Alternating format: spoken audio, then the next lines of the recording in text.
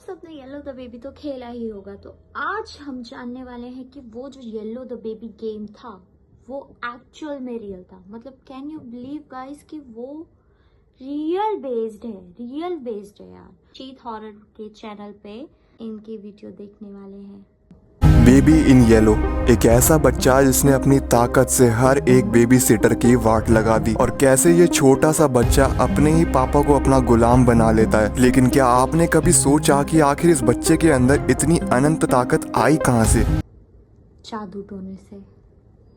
और इस बच्चे के मम्मी पापा है कौन? तो आओ यार, इस गेम की सारी चीजों के बारे में तुम्हारे को इस वीडियो के अंदर पता लगने वाली है। उससे पहले अगर आप इस वीडियो को एक लाइक कर दोगे तो मुझे अगली वीडियो बनाने का मोटिवेशन मिलेगा। और ऐसी ही हॉरर स्टोरीज के लिए ना सब्सक्राइब कर लेना। और एक और रिक्वेस्ट है, नीचे हाइप का ऑप्शन भी आ जाएगा लाइक करते ही, उसे भी क्लिक कर देना। चलो अब बिना किसी देरी के वीडियो को शुरू करते हैं। तो कहानी की शुरुआत होती है स्कॉटलैंड से। स्कॉटलैंड में एक छोटी सी फैमिली रहा करती थी जिसके अंदर थे सिर्फ 3 मेंबर्स। एक लड़का जिसका नाम था क्यूट फैमिली ना।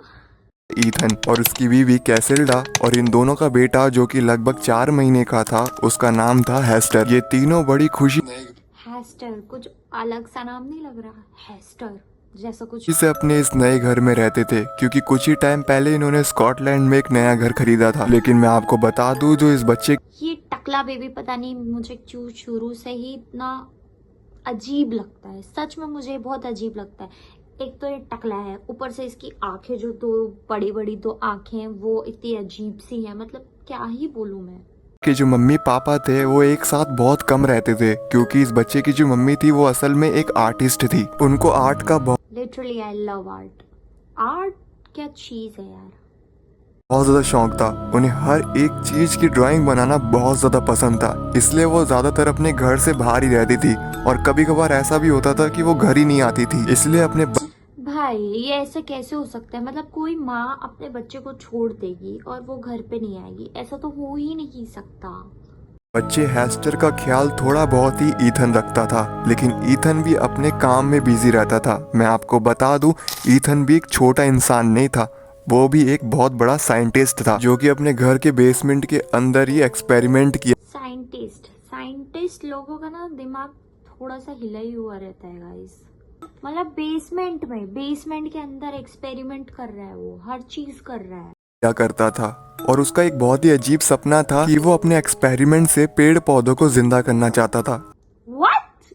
मतलब पेड़ पौधों को कोई कैसे ही जिंदा कर सकता है? मतलब मैंने सच बोला था, साइंटिस्ट लोग ना दिमाग के हिले हुए होते हैं।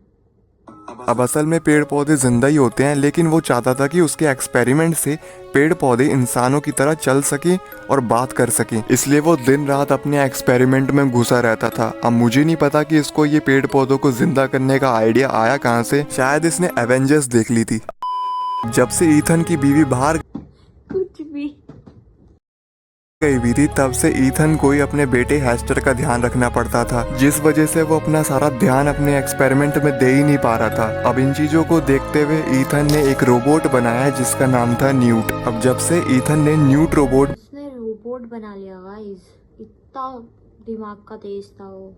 बनाया, तब से ईथन अपने एक्सपेरिमेंट में थोड़ा बहुत फोकस करने लगा, क्योंकि न्यूट रोबोट उसके बच्चे का भी ध्यान रखता था और वो ईथन के एक्सपेरिमेंट में भी थोड़ा बहुत हेल्प कर दिया करता था। अब एक दिन ऐसा आता है कि भाई बच्चे का ध्यान इंसान नहीं रख रहे हैं, रोबोट रख रहे हैं। जमाना कितना बढ़ चुका है, कितना आगे जा चुका है। ईथन एक रेड कलर का केमिकल बना लेता है, लेकिन ये केमिकल का काम थोड़ा अलग था। ईथन चाहता था कि पेड़ों को इंसानों की तरह चलाना, लेकिन इस रेड केमिकल से पेड़ इंसानों की तरह चल तो नहीं सकते, लेकिन इस केमिकल से इंसान पेड़ में जरूर बदल सकता है। जब ईथन को पता लगा कि उसने एक ऐसा केमिकल बना दिया है, तो वो बहुत ज्यादा खुश हुआ। मतलब तुम लोग गाइस सपोज करो एक इंसान एक पेड़ में बदल गया हो। अलग ही थिंकिंग है भाई, ये साइंटिस्ट की अलग ही है। माँ को बच्चे की पड़ी नहीं, बाप को बच्चे की पड़ी नहीं, साला पैदा क्यों किया? वो बच्चा भी सोच रहा होगा कि मैं इस दुनिया में आखिर आया क्यों हूँ, क्यों मेरा अस्तित्व क्या है इस दुनिया में। वो इसलिए क्योंकि पेड़ इंसानों की तरह चले या इंसान पेड़ बन के चले, बात तो एक ही है ना। बस एक्सपेरिमेंट सफल होना चाहिए। अब बस ईथन इस केमिकल को किसी इंसान के ऊपर ट्राई करना चाहता था, लेकिन कोई इंसान था ही नहीं जिसके ऊपर डिप्रेशन पर ये एक्सपेरिमेंट वो कर सके। जिसके क्यों नहीं है भाई, बीबी है, बच्चा है। बाद ईथन थोड़ी हिम्मत जुटा के वो केमिकल अपने ऊपर ही ट्राई कर लेता है, लेकिन ये ईथन की सबसे बड़ी गलती थी। उस गाइस वो दिमाग से इतना हिला है साला कि मतलब खुद ही पी गया, खुद ही पी गया।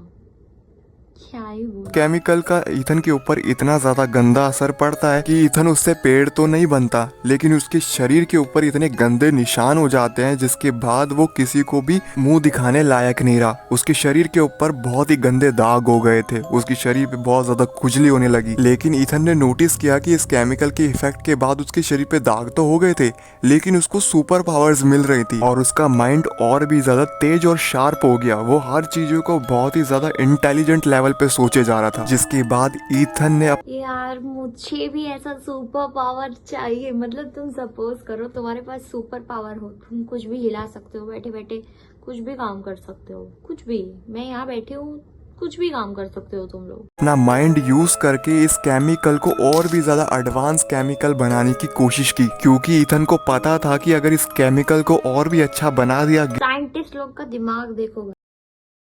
गया तो ये किसी को भी बहुत ज्यादा ताकत दे सकता है। जिसके बाद ईथन दिन रात लगा रहा और उसने रेड केमिकल से भी खतरनाक केमिकल बना दिया। अब ईथन इस केमिकल को बना तो देता है, लेकिन इस बार इतना सब कुछ हो गया है, लेकिन इसकी माँ कहाँ है? माँ है कहाँ इसकी? मतलब उसको बच्चे की कुछ पड़ी नहीं, पति की कुछ पड़ी नहीं।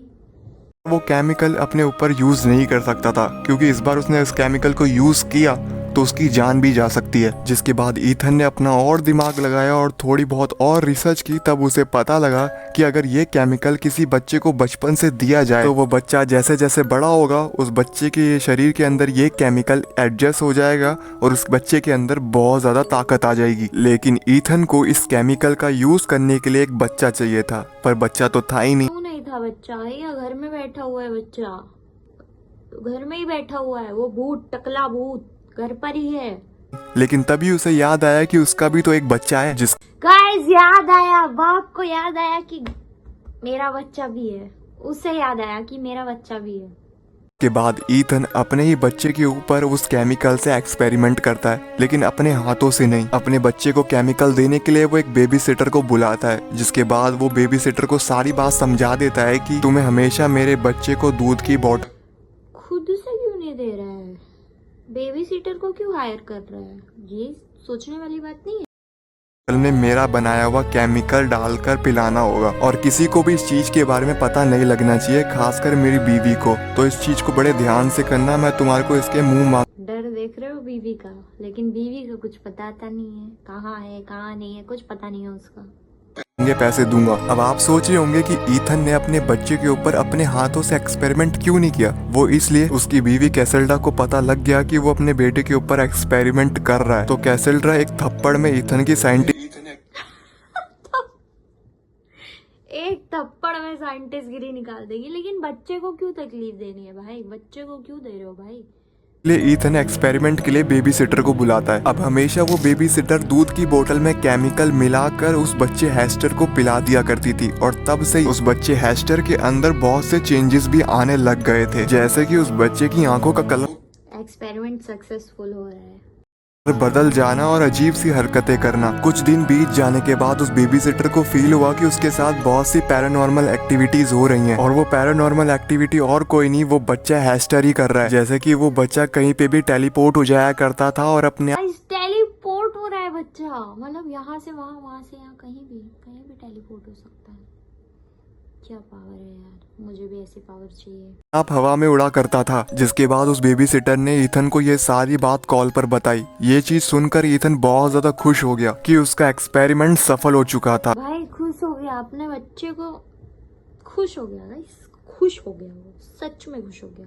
भले ही वो पेड़ों को इंसानों की तरह चला नहीं पा रहा था, लेकिन वो इंसानों को सुपर पावर्स दे पा रहा था। लेकिन ये ईथन की सबसे बड़ी गलती थी। अभी तो खेल शुरू हुआ था, लेकिन कुछ दिन बाद वो बेबी सिटर जो उस बच्चे हैस्टर का ख्याल रख रही थी वो मारी जाती है और उस बेबी सिटर को और कोई नहीं, वो बच्चा हैस्टर मार देता है। क्योंकि उस बच्चे के अंदर अब इतनी अनंत ताकत आ चुकी थी कि वो एक शैतान का पोर्टल खोल देता है और उस पोर्टल का नाम था कारसोआ पोर्टल। बच्चे ने मार दिया उस लेडी को। ईथन कारसोआ पोर्टल, क्या है ये चीज? को जब पता लगा कि उसके बच्चे ने उस बेबी सिटर को जान से मार दिया है और उसके बच्चे के अंदर डीमंस की ताकत आ चुकी है, गाइस, डीमंस की ताकत एक छोटे से बच्चे में, मतलब उस क्या तकलीफ क्या हो रही होगी उस बच्चे को, और ये सब होने के बाद उसकी माँ है कहाँ भैया, कहाँ है इसकी माँ?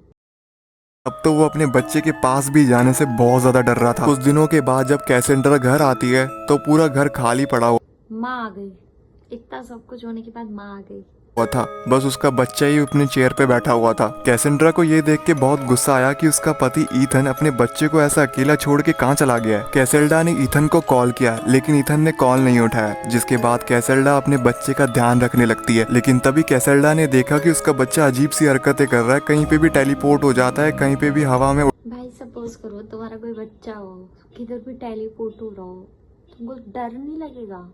हम लोग बाबा बाबा पे लेके जाएंगे कि भैया कुछ इसके अंदर शक्ति है, टेलीपोर्ट हो रहा है, इधर से उधर, उधर से इधर गायब हो रहा है, मतलब डर लगेगा यार। कोई भी नॉर्मल लड़की लड़का होगा उसको डर लगेगा। उड़ने लगता है। अब कैसेल्डा ये देखकर काफी ज्यादा खुश थी, उसकी माँ खुश थी ये सब देख के। खुश थी कि उसके बच्चे के अंदर सुपर पावर्स है, लेकिन कैसेल्डा की खुशी ज्यादा देर टिकने वाली नहीं थी। उसके बच्चे हैस्टर ने ही अपनी माँ को जान से मार डाला और उस बच्चे ने अपनी माँ की आत्मा को उस तो मर्डर कर चुका है अभी तक ये बच्चा। फर्स्ट उसकी बेबी सिटर को, सेकंड अपनी माँ को, खुद की माँ को ही। कार्सुआ पोर्टल में डाल दिया। जब ईथन को पता लगा कि उसकी बीवी भी मर चुकी है तो ईथन काफी ज्यादा रोने लगा। वो पछता रहा था कि आखिर उसने ऐसा क्यों किया, लेकिन अब बहुत देर हो चुकी थी। उसका बेटा अब पछतावे का होए जब चिड़िया चुग गई खेत।